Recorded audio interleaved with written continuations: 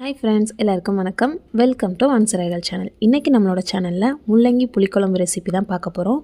So எல்லோரும் நினைப்பீங்க முள்ளங்கியில் சாம்பார் வச்சாலே சாப்பிட முடியாது, இதில் புளிக்குழம்பு வேறையா அப்படின்னு. அப்படிலாம் நினைக்காதீங்க. நான் சொல்கிற மெத்தடில் ஒரே ஒரு தடவை ட்ரை பண்ணி பாருங்கள். அதுக்கப்புறம் அடிக்கடி முள்ளங்கி புளிக்குழம்பு தான் செஞ்சு சாப்பிடுவீங்க. ஸோ வாங்க டைம் வேஸ்ட் பண்ணாமல் வீடியோக்குள்ளே போகலாம். அதுக்கு முன்னாடி ஒரு சின்ன ரெக்வஸ்ட், இன்னும் நம்மளோட ஆன்சரைகள் சேனலை சப்ஸ்கிரைப் பண்ணலை அப்படின்னா சப்ஸ்கிரைப் பண்ணிவிட்டு பக்கத்தில் இருக்க பெல் பட்டனையும் கிளிக் பண்ணிடுங்க. அப்போனா தான் நான் புதுசாக போடக்கூடிய வீடியோஸ் உங்களுக்கு நோட்டிஃபிகேஷனில் வந்து சேரும். இந்த ரெசிபி செய்கிறதுக்கு இன்றைக்கி மீடியம் சைஸில் 3 முள்ளங்கி எடுத்து இந்த சைஸில் வந்து கட் பண்ணி எடுத்திருக்கேன். ஸோ ரொம்ப கனமாக எடுத்துறாங்க. இந்த சைஸில் கட் பண்ணோம் அப்படின்னா நம்மளுக்கு வேகமாக வதங்கி கிடச்சிரும். ஸோ கட் பண்ணதுக்கப்புறம் நம்மளோட கடாய் வந்து சூடு ஏறினதுக்கப்புறமா நம்ம கட் பண்ணி வச்சுருக்க முள்ளங்கியை வந்து அந்த கடாயில் சேர்த்துலாம். சேர்த்துட்டு நம்ம கிண்டிகிட்டே இருக்கலாம். ரொம்ப கிண்டிக்கிட்டே இருக்காமல் கொஞ்சம் விட்டு விட்டு கிண்டணும் அப்படின்னா அது கொஞ்சம் வதங்கி வர்றதுக்கு நல்லாயிருக்கும். நம்ம வந்து இப்போ ஆயில் சேர்க்கலை. ஸோ நான் எப்போ ஆயில் சேர்க்கணும்னு சொல்கிறேனோ அப்போ மட்டும் நீங்கள் ஆயில் சேர்த்துக்கோங்க. முள்ளங்கி வந்து நீர்ச்சத்து காய்கறிகள் அப்படின்றதுனால நம்ம வதக்கும் போது லைட்டாக தண்ணி விடும். ஸோ அது கொஞ்சம் ட்ரை ஆனதுக்கப்புறமா நம்ம வந்து ஆயில் வந்து லைட்டாக வந்து ஸ்ப்ரே பண்ணிக்கலாம். மொத்தமாக எண்ணெய் ஊற்றிட வேணாம். நம்ம மொத்தமாக எண்ணெய் ஊற்றினோம் அப்படின்னா நல்லா வதங்காது. ஸோ லைட்டாக நம்ம ஊற்றிட்டு நம்ம நல்லா பரட்டி விட்டுக்கலாம். இப்போ வந்து நம்ம இந்த முள்ளங்கிக்கு தேவையான கல்லுப்பு ஆட் பண்ணிவிட்டு மறுபடியும் நம்ம வந்து நல்லா வதக்க ஆரம்பிச்சிடலாம். நிறைய பேருக்கு வந்து முள்ளங்கி பிடிக்காது. ஏன் அப்படின்னா அதுலேருந்து ஒரு கெட்ட ஸ்மெல் வரும். ஸோ அதனாலே வந்து நிறைய பேர் அவாய்ட் பண்ணிடுவீங்க. ஆனால் முள்ளங்கி வந்து நம்ம உடம்புக்கு ரொம்ப நல்லது. ஸோ இந்த மாதிரி நம்ம கரெக்டாக வதக்கி வச்சோம் அப்படின்னா அந்த ஸ்மெல் எதுவும் வராது. அது போக டேஸ்ட்டும் பார்த்தோம் அப்படின்னா ரொம்பவே சூப்பராக இருக்கும். ஸோ நம்ம வந்து தேவைப்படும் போது லைட்டாக வந்து ஆயிலை ஸ்ப்ரே பண்ணி முள்ளங்கி நல்லா இந்த அளவுக்கு உதிரியாக வதக்கி எடுத்துட்டோம் அப்படின்னா ரொம்ப சூப்பராக இருக்கும். இப்போ பாருங்கள், நம்மளுக்கு முள்ளங்கி பர்ஃபெக்டாக வதங்கி வந்துடுச்சு. இப்போ இதை வந்து நம்ம ஒரு பிளேட்டுக்கு மாற்றி எடுத்துக்கலாம். அடுத்ததாக ஒரு மிக்ஸி ஜாரில் ஒரு கைப்பிடி அளவுக்கு தேங்காயை துருவி எடுத்துக்கோங்க. இல்லைன்னா இந்த மாதிரி குட்டி குட்டியாக கட் பண்ணி எடுத்துக்கோங்க. அது கூடவே 1 டீஸ்பூன் அளவுக்கு சோம்பு, 3 பல் பூண்டு, ஒரு பழுத்த தக்காளியும் நம்ம தேங்காயோடய ஆட் பண்ணிக்கலாம். அடுத்ததாக முக்கியமாக சின்ன வெங்காயம் 20 ஆட் பண்ணிவிட்டு இதை நல்லா நம்ம பேஸ்ட்டாக தண்ணி சேர்த்து அரைச்சி எடுத்துகிட்டு வந்துடலாம். அடுத்தது ஒரு முக்கியமான டிப்ஸு, இந்த குழம்பு வந்து நம்மளுக்கு இன்னும் டேஸ்ட்டை கூட்டி கொடுக்கக்கூடியது. ஸோ அதுக்கு வந்து நம்ம ஒரு பவுலில் வதக்கி வச்சுருக்க முள்ளங்கி எல்லாத்தையும் ஆட் பண்ணிக்கலாம். இது வந்து ரொம்ப டேஸ்ட்டாக இருக்கும். கண்டிப்பாக இதே மாதிரி ட்ரை பண்ணுங்கள்.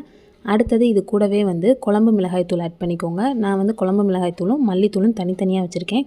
ஸோ உங்கள்கிட்ட எப்படி இருக்கோ அதை வந்து ஒரு 3 டேபிள் ஸ்பூன் அளவுக்கு ஆட் பண்ணிவிட்டு அது கூடவே குழம்புக்கு தேவையான கல்லுப்பு சேர்த்துட்டு அடுத்ததாக மீடியம் சைஸ் லெமன் அளவுக்கு புளியை வந்து கரைச்சி நான் எடுத்து வச்சுருக்கேன். ஸோ புளி தண்ணியும் இது கூடவே ஆட் பண்ணிக்கலாம். இந்த மெத்தடில் நம்ம செய்யும் போது புளிக்குழம்பு வந்து ரொம்ப டேஸ்ட்டாக இருக்கும். அது போக முள்ளங்கியில் உப்பு, புளிப்பு, காரம் எல்லாமே சேர்ந்து நம்ம சாப்பிடும்போது ரொம்ப அல்டிமேட் டேஸ்ட்டில் இருக்கும்.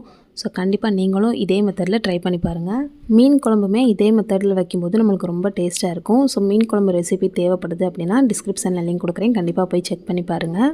இப்போ இதை ஓரமாக வச்சுட்டு நம்ம வந்து தாளிப்பு ரெடி பண்ணிடலாம். ஸோ அதே பேனில் நம்மளுக்கு தேவையான அளவுக்கு நல்லெண்ணெய் சேர்த்துக்கலாம். எண்ணெய் நல்லா காஞ்சதும் 1 டீஸ்பூன் அளவுக்கு கடுகு போட்டுட்டு கடுகு நல்லா பொரிஞ்சதுக்கப்புறமா 1/2 டீஸ்பூன் அளவுக்கு வெந்தயம் சேர்த்துக்கலாம். வெந்தயம் சேர்த்த உடனே கருவேப்பிலையும் கட் பண்ணி வச்சுருக்க வெங்காயமும் சேர்த்துக்கலாம்.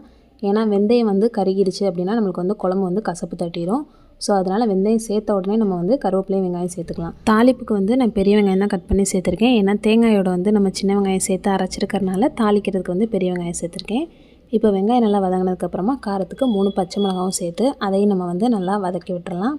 ஸோ பச்சை மிளகா, வெங்காயம் எல்லாமே வதங்கி இந்தளவுக்கு வந்ததுக்கப்புறமா இது கூடவே பழுத்த தக்காளியாக 2 தக்காளி வந்து ஆட் பண்ணிவிட்டு கூடவே கொஞ்சமாக மஞ்சத்தூளும் ஆட் பண்ணி தக்காளி வந்து நல்லா வதக்கி விட்டுறலாம்.